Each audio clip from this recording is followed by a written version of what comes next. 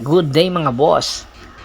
Ang nasabing big man na si Christian Standhardinger ay marami na ang nag-aabang. Una, nang magbalik ito sa Pilipinas na kung saan bumili pa nga ng second hand na sasakyan. Marami tuloy ang nagsasabi, sinyalis na ito na magbabalik na ang nasabing big man sa PBA. Dahil nga nandito na ito sa Pilipinas, ibig sabihin lang neto ay mayroong nangyayaring negotiation na nagaganap sa kanya ngayon. Marami tuloy ang nagsasabi tiyak hindi na nga ito babalik pa sa Terra Firma Jeep.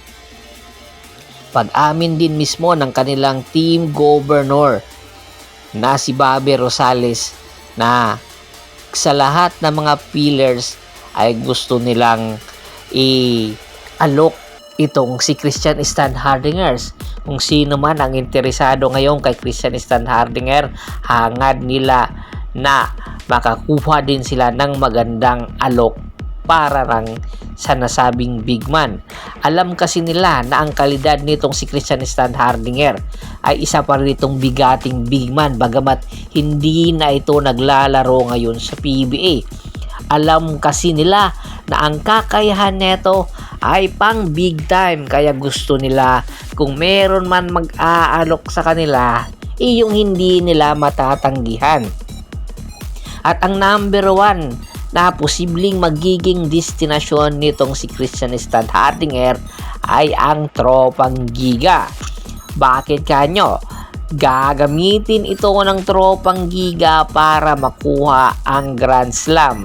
Remember sa nakaraan konferensya na Governor's Cup, ang nagkampiyon ay ang Tropang Giga kaya hindi katakataka na ngayon pa lang ay umaaksyon na rin ang Tropang Giga para makuha ang Commissioner's Cup at pagkatapos ay ang Philippine Cup na kung saan hinahangad din ni Coach Timko na mag Grand Slam kaya uunahan na siya ni Coach Chat Reyes. Ang tanong na lang, sino-sinong mga player ang posibleng pakawalan ng Tropang Giga para makuha nila itong si Christian Standhardinger? Alam natin na madami mga trade asset ang Tropang Giga. Una, pwede kumuha sa Blackwater or sa NLEX Road Warriors ng players ang Tropang Giga para lang ipunta sa Terra Firma Jeep. Kaya aabangan natin yan. At isa pang biglaang pasabog. Nandito na nga at nagbabalik Pilipinas na itong si Mikey Williams. Pero hindi para maglaro sa PBA at sa Tropang Giga.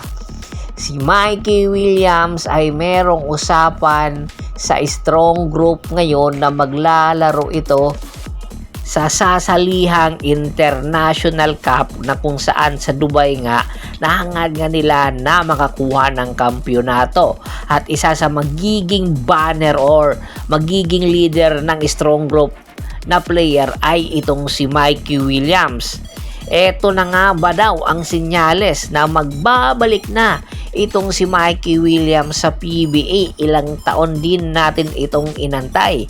Napakatagal din natin itong ginawa ng kwento na si Mikey Williams ay seryosong kinukonsidera ng Converge Fiber Xers na makuha.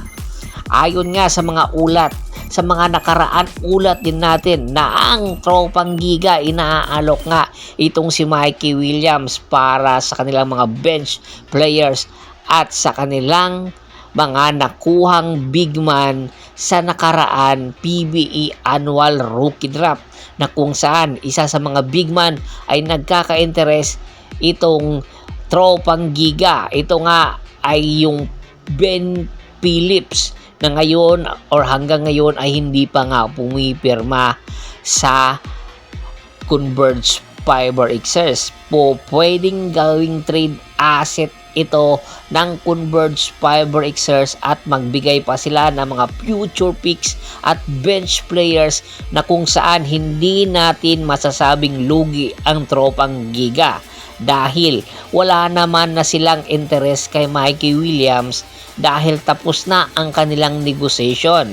Kaya ngayon pa lang, dahil nga sa kanilang rights kay Mikey, pwede nilang gamitin ito para makakuha ng best available talent, kung hindi man player ay future picks na pwede nilang pakinabangan.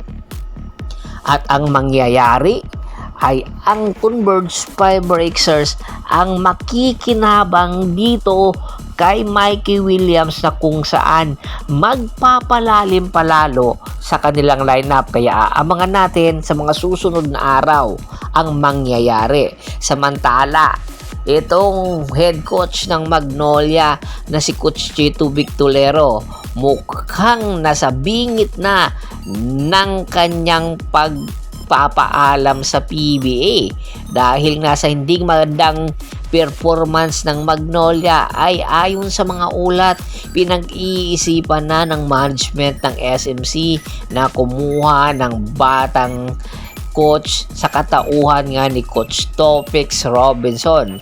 Ito daw ang kinukonsidera ngayon ng SMC management na magiging kapalit netong si Coach Chito Victolero dahil nga sa experience neto ni Topix Robinson sa NCAA at sa UAAP, na kung saan sa UAAP nga nakakuha ito ng kampyonato sa ilalim ng Lasal, ay tiyak madadala neto ang kanyang mga positive good vibes sa Magnolia at posibleng pagre-reunion nila ni Calvin Abueva. Kaya aabangan natin sa susunod na konferensya kung si Topix Robinson na ba ang magiging bagong head coach ng Magnolia. Ano sa tingin nyo?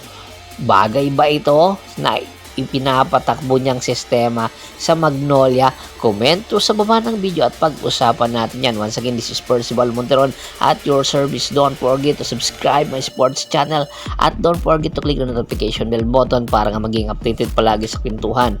At bago pa man natin tapusin ang ating kwentuhan, shout out muna tayo sa ating mga solid na followers na laging sumusuporta sa atin, kay Kagawad Kat sa Kinudukusin ng Agonoy, Bulacan, Anthony Lucky Alon, Scott Ranger, Ronald Bersuvidad, John David Golapa, Ricky Lanza ng Ricky Rider TV ng Tansa Cavite. Pakibisita na rin po ng Facebook fanpage ko na Hapres PH, Pulgoso, Bostor at Boss Idol para po maging updated kayo palagi sa lahat ng sports kwentuhan.